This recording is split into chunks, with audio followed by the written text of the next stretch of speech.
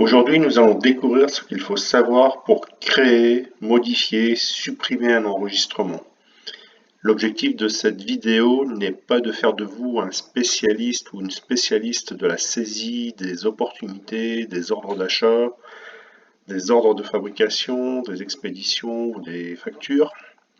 Pour cela, je consacrerai une vidéo dédiée à chaque flux qui s'intitulera « Tout ce qu'il faut savoir sur ». À l'issue de cette vidéo, vous saurez interpréter les repères visuels qui sont sur les éléments d'une collection, que ce soit modification, suppression ou création, et vous saurez enregistrer les modifications réalisées soit sur un élément, soit sur une collection. Pour illustrer cette vidéo, nous allons travailler à partir de l'écran des ordres d'achat. Donc classiquement, j'arrive en mode filtre, j'appuie sur F4 pour accéder à la collection des 200 premiers enregistrements. Première chose à savoir, l'enregistrement actif est repéré par un petit triangle bleu. Donc si je change d'enregistrement, cette flèche bleue va suivre l'enregistrement actif. Seconde chose à savoir, si je modifie un élément dans cet enregistrement, par exemple je vais modifier les conditions de paiement, dès que je vais quitter le champ que j'ai modifié, CSI va mettre devant l'enregistrement un petit carré orange. Cette information m'indique que l'enregistrement a été modifié mais qu'il n'a pas encore été enregistré. Pour bien comprendre la notion d'enregistrement d'un élément ou d'une collection, je vais modifier plusieurs éléments de la collection. Je vais prendre par exemple cette OA, je vais aussi modifier ses conditions de paiement. Je vais prendre cette OA, je vais modifier ses conditions de paiement. Et je vais prendre cette OA, je vais modifier aussi ses conditions de paiement. Donc maintenant, je vais vouloir enregistrer les modifications que j'ai effectuées. Plusieurs cas de figure peuvent se présenter à moi. Le premier, c'est le souhait d'enregistrer un seul des éléments qui a été modifié. Par exemple, le numéro 4. Pour cela, il faut que je me positionne sur cet élément. La petite flèche bleue m'indique que c'est bien l'élément qui est actif. Je vais clic droit sur le numéro de l'enregistrement, donc le numéro 4, et je vais cliquer sur Save actuel. CSI enregistre les modifications que j'ai faites sur l'enregistrement numéro 4 et conserve l'état des autres éléments de la collection. L'élément 7, 10 et 13 restent en modification. Deuxième action que nous allons réaliser, je m'aperçois que sur l'enregistrement numéro 7, j'ai fait une modification, mais en fait je ne voulais pas la faire cette modification. Je me suis trompé, c'est une erreur de saisie. Je vais donc vouloir revenir dans l'état d'origine de l'élément numéro 7, avant modification. Pour cela, je sélectionne l'enregistrement numéro 7, je fais un clic droit sur le numéro de l'enregistrement, le numéro 7, et je clique sur actualiser l'élément actif. Regardez bien ce qu'il va se passer au niveau de la condition de paiement que j'avais modifiée. Donc actualiser l'élément actif. Les conditions de paiement ont repris leur valeur initiale. Le petit carré orange qui était sur le numéro 7 disparaît. Les modifications que j'avais saisies ont été annulées et n'ont pas été enregistrées. Alors, sur les deux premières actions que nous avons effectuées précédemment, nous avons travaillé uniquement sur l'élément. Nous allons maintenant travailler sur l'ensemble de la collection. Si je souhaite enregistrer toutes les modifications qui ont été faites dans la collection, je vais cliquer sur cette disquette et les modifications vont être enregistrées.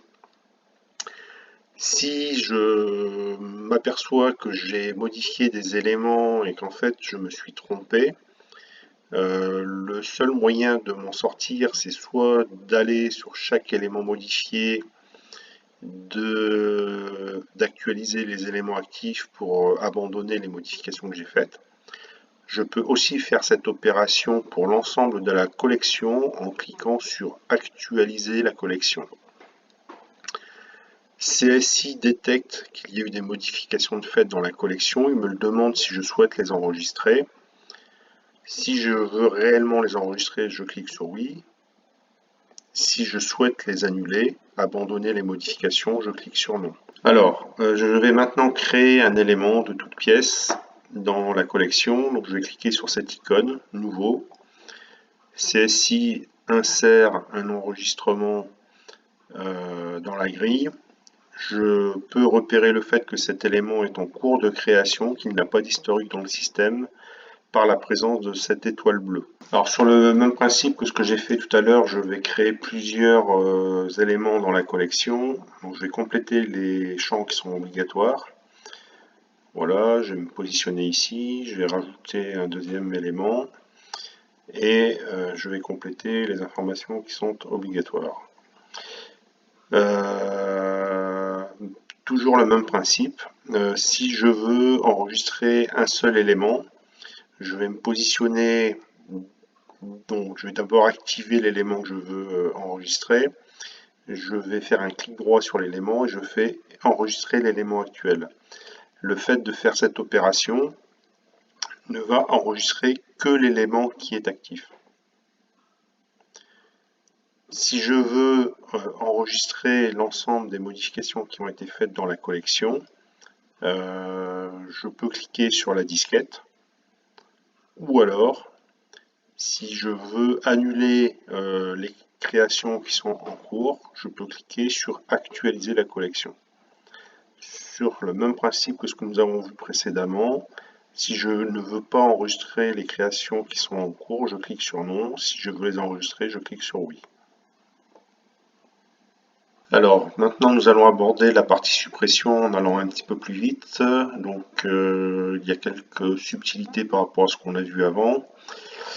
Je suis sur l'élément actif, je peux cliquer sur la poubelle, je ne vais supprimer que l'élément actif, ça se matérialise par la petite croix rouge. Je peux faire la même opération en faisant un clic droit sur l'enregistrement et en cliquant sur supprimer.